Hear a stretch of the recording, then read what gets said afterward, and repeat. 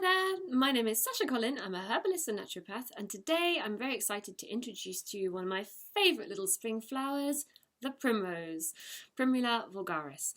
This little flower has many benefits and uses in herbal medicine, and it's edible too, so you can eat it. So I'll take you out now into my little forest area where there's a beautiful little patch of primroses growing, and I can give you a little bit of information about how to identify it and what you can do with the primrose. So come with me now, I'll take you out and you can see the primrose. Hello, right, I'm in the forest. It's a bit windy, I'm just going to move the camera. Okay, and I found my little primroses here. I hope you can hear me over the wind. It's a beautiful day, and look, I found my little patch of primroses. So you can see they're growing from the ground here. All the leaves come straight out of the ground. They are kind of lance-shaped, sort of long, rounded ends like this. And then you have the flowers, like this primrose here. Hold on, I'll find you one which has not got anything on. It's a little small one. You can see there's 5 petals. Each petal has a kind of indent in the top. Can you see that? Yep, so if you're not sure if it's primrose or not, you'll know because it's got 5 petals and they're kind of a creamy pale yellow with a tiny little darker yellow or orangey middle. See? And they've all got singular stems. So it'll be coming out of the ground, out of the middle of the leaves, on a singular stem, 1 flower per stem, like that. The stem is slightly sort of hairy, slightly furry, which is quite nice.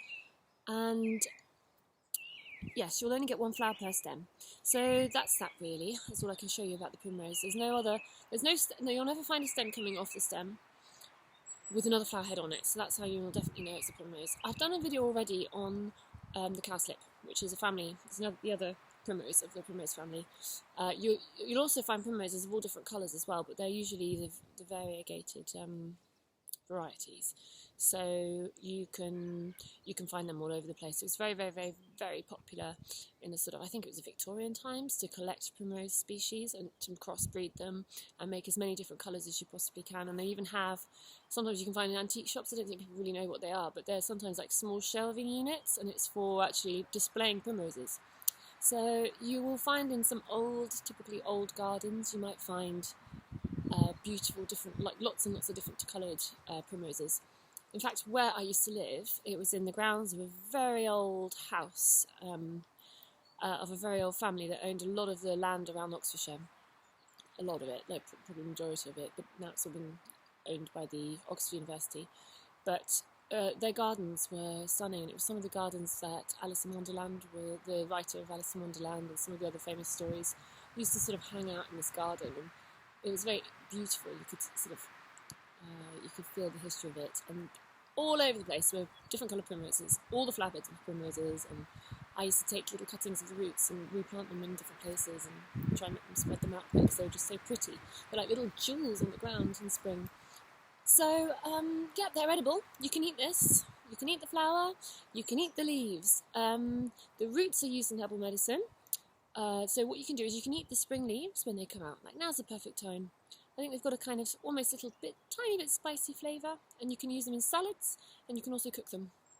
So you can use as a pot herb as well, in soups, or you can just chop them up and put them in salads. The flowers can be used the same way, put them in salads, or you can make syrups with them, you can make a beautiful herbal tea with them, or you can just eat them. Yummy. So that's great, the flowers are really lovely for that. So in herbal medicine, there's 2 sort of main properties here. You've got the fact that I've got saponins in them. So saponins are the chemical constituent that basically irritates the lungs and makes you cough.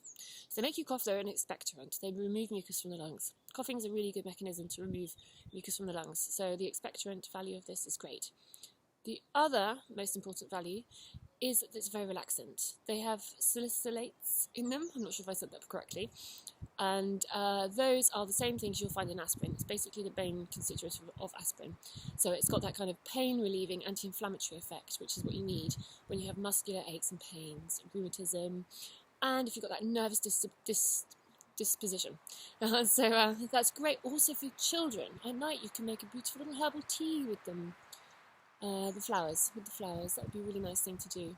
And the other thing was that the leaves and flowers were traditionally also used a long time ago as you can infuse them into oil as a salve for irritated skin, so skin disorders, or mashed up and directly onto a wound. So wounds, I'm sure, burns and things like that. It was a topical skin remedy. So there's lots of uses for this beautiful little herb. The roots also are very high in saponins and salicylates. I can't say this word. Sorry. So you can find a use for all of the plant indeed. So when picking, try not to pick all the flowers off one plant because they're brilliant for the bees, they're brilliant for little insects at this time of year, even probably butterflies who are starting to come out. White flowers that butterflies particularly can see at night, so you've got to think about what white flowers you have in your land. They're brilliant for moths and butterflies, so don't pick them all. And never pick all the leaves off one plant because you don't want to kill it. You've got to pick responsibly. So that's that. I hope you can find some, I hope you can enjoy them, and I hope you can meet little Primrose somewhere near you. Right, I'm back in the house now, so thank you so much for watching my video. I hope this tutorial was interesting for you and very useful. And if you like it, please subscribe to my channel and like the video, that way I know what I'm doing is helping you guys. So thank you so much, and I'll see you next time. Have a lovely day. Bye-bye.